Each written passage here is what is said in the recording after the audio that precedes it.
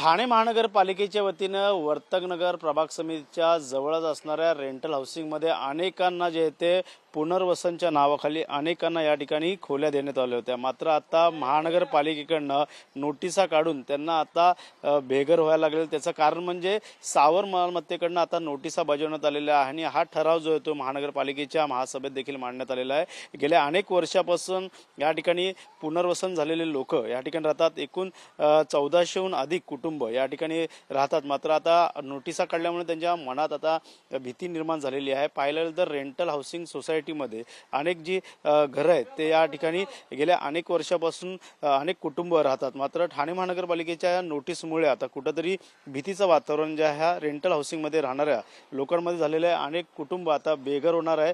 त्याचं कारण म्हणजे अनेकांचे थकबाकी देखील आणि इतर पैसे देखील बाकी असल्याच्या नोटिसामध्ये उल्लेख केलेला आहे। त्यामुळे अनेकांकडे ह्या नोटीस आहेत। मात्र आता आज महानगरपालिकेमध्ये ठाणे महानगरपालिका आयुक्तांना भेट देणारे मात्र या ठिकाणचे स्थानिक नगरसेवक असेल या आमदारांकडे देखील त्यांनी मागणी केली की आम्हाला कुठेतरी चांगल्या ठिकाणी पुनर्वसन द्यावं। अचानक नोटिसा काढल्यामुळे अनेक लोकांचे शाळा कॉलेज परीक्षा सुरू आहेत आणि अशात असताना आता कुटुंब जाणार कुठं असा देखील सवाल उपस्थित या ठिकाणी होताना आपल्याला पाहायला मिळतोय। या ठिकाणी जे सोसायटीमध्ये राहणारी लोक आहेत ते सदस्य त्यांच्याशी आपण बातचीत करणार आहे। नोटिसा बजावण्यात आलेल्या आहेत। गेल्या किती वर्षापासून इथे लोक राहतात, एकूण इमारती किती आहेत आणि कुटुंब किती राहतात आणि अशा नोटिसा काढल्यामुळे आता पुन्हा पुनर्वसन कुठे होणार असा प्रश्न उपस्थित होतो। पालिका आयुक्तांकडे काय मागणी असणार आहे? माझे नाव सुनील मासात, मी राहणार किसननगरमध्ये। आमची 2013 मध्ये आम्हाला इकडे अलॉट केलं आणि त्यानंतर आम्ही कंटिन्यू इकडे भाडं भरणं वगैरे सर्व काही आमच्या प्रकरणं व्यवस्थित चालू असल्या आहेत। तरीसुद्धा आम्हाला जशी ते ठाणा महानगरपालिकेने इकडे आणून ठेवलेलं आहे, आमच्या जशा सुविधा पाहिजेत तसं आम्हाला सुविधा देत नाही आहेत। आमच्या बिल्डिंगमध्ये आम्हाला पिण्याचं पाणी जे आहे ते योग्य स्वरूपाचं नाही आहे। लिफ्ट चालत नाही आहेत, लोक अक्षरशः बंद पडतात, लिफ्टमध्ये अडकत आहेत। पाहिलात तुम्ही तर इमारतीच्या आजूबाजूला सुद्धा केर कचरा वगैरे पण खूप आहे, त्याचा लहान मुलांना सुद्धा त्रास होतोय। तर आमचं आता एवढंच म्हणणं आहे की आता ही जी नोटीस पाठवलेली आहे, आम्ही एवढ्या वर्ष कंटिन्यू राहून भाडं भरत असताना पण नोटीस जी पाठवलेली आहे ना, ह्या नोटीसमध्ये जे त्यांनी सांगितलं आहे की तुमचे भाडा वगैरे सर्व भरा आणि भाडे भरून तुम्ही तुमची सदनिका ठाणे महानगरपालिकेच्या हाती सोपवा, असं जे ह्यांनी पाठवलेलं आहे नोटीस आणि तात्काळ स्वरूपात तुम्ही लवकरात लवकर रूम खाली करा, हे जे त्यांचं म्हणणं आहे हे अक्षरशः चुकीचं म्हणणं आहे। आम्ही जाणार कुठे? सर्वजण इथे राहणारे लोक आहेत। आज मुलांची परीक्षा चालू आहेत, सर्व गोष्टी असताना इथे लोक आजारी आहेत आणि अशा अवस्थेत आम्ही जाणार कुठे? तर आम्हाला आमचं एवढीच मागणी आहे की ठाणे महानगरपालिकेने आम्हाला आमचं स्वतःचं घर द्यावं, दुसरं आम्हाला काही याच्यावरती बोलायचं नाही। या ठिकाणी अनेक जण पुनर्वसन मध्ये या ठिकाणी राहतात, काही महिला त्यांच्याकडनं देखील आपण बातचीत करणार आहोत। तुम्ही पहिले कुठे राहत होता, त्यानंतर तुम्हाला या ठिकाणी खोली देण्यात आली होती, आता सध्या नोटिसा दिल्यामुळे अचानक तुम्हाला रूम खाली करायला लागणार का? मागणी असणार आहे आणि आतापर्यंत तुम्ही ज्या खोलीत राहतात त्यात कुटुंब कोण कोण? मी आणि माझी मुलगा आणि सून राहते। आम्ही आंबेडकर रोडला ते आमचे BRG चेंबर्स तिथून आम्हाला इकडे पाठवण्यात आले।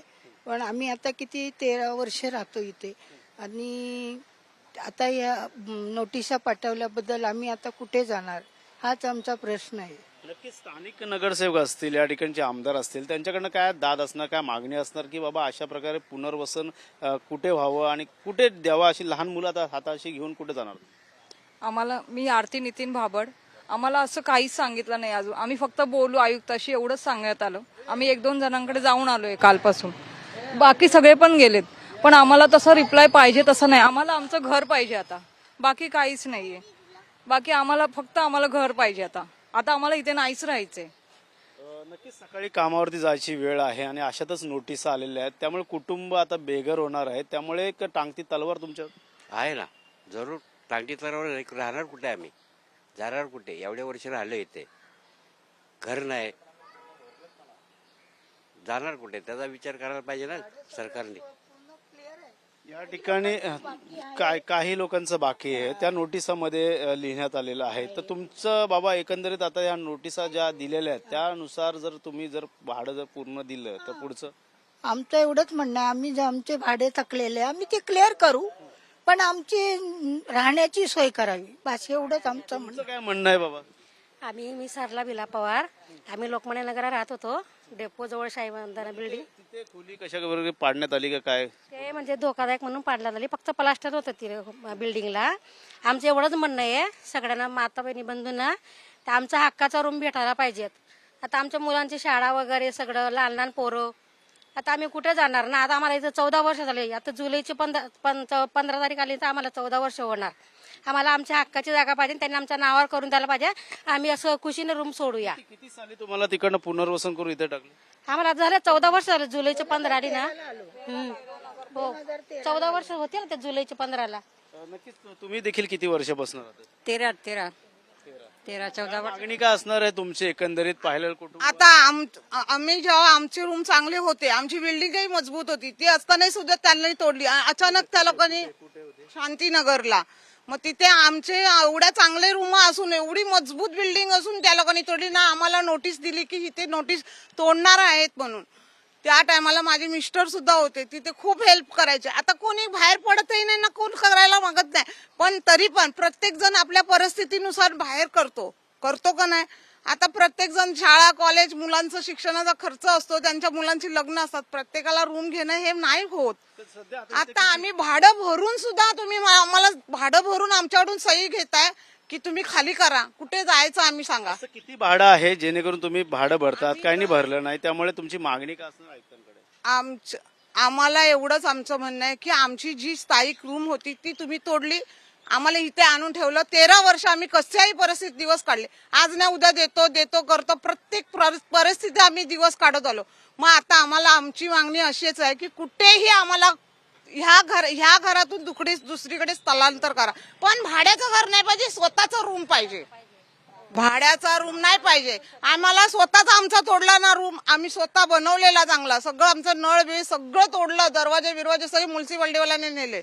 मग तसं आम्हाला रूम पाहिजे बस. ही जी रेंटल हाऊसिंग सोसायटी आहेत या ठिकाणी आता सर्व महिला जे आहेत ते हातात डॉक्युमेंट्स घेऊन आता महापालिका आयुक्तांशी भेट घेणार आहेत.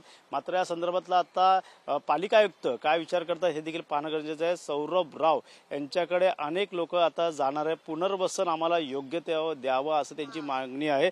मात्र अनेक वर्षापासून या ठिकाणी कुटुंब राहतात, त्यांचं जे भाडं काहींचं थकलेलं आहे ते देखील द्यायला तयार आहे. मात्र अशा प्रकारे अशा अवस्थेत आता ज्या ठिकाणी परीक्षा ज्या लहान मुलांच्या सुरू आहेत आणि अशा वेळेस अनेक लोक जे की या ठिकाणी आजारी देखील आहेत. मात्र असं असताना पालिका आयुक्तांकडे आता जी दाद मागण्यात आली ती पालिका आयुक्त या ठिकाणी या लोकांचं पुनर्वसन पुन्हा त्याच ठिकाणी करणार का या दुसरीकडे कुठे राहायला देणार का ह्याकडे सर्वांचं लक्ष लागलं. मात्र स्थानिक नगरसेवक असतील, आमदारांकडे देखील त्यांनी दाद मागितली. त्यामुळे येणाऱ्या काळात आता पुनर्वसन, रेंटल हाऊसिंग पुनर्वसन कुठे होणार हे देखील पाहणं गरजेचं. मात्र नोटीसा संदर्भात आता पालिका कशा प्रकारचे पाऊल उचलते हे देखील पाहणं महत्त्वाचं राहणार आहे. कॅमेरा अथर्वसह गणेश तुराट, TV9 मराठी, ठाणे.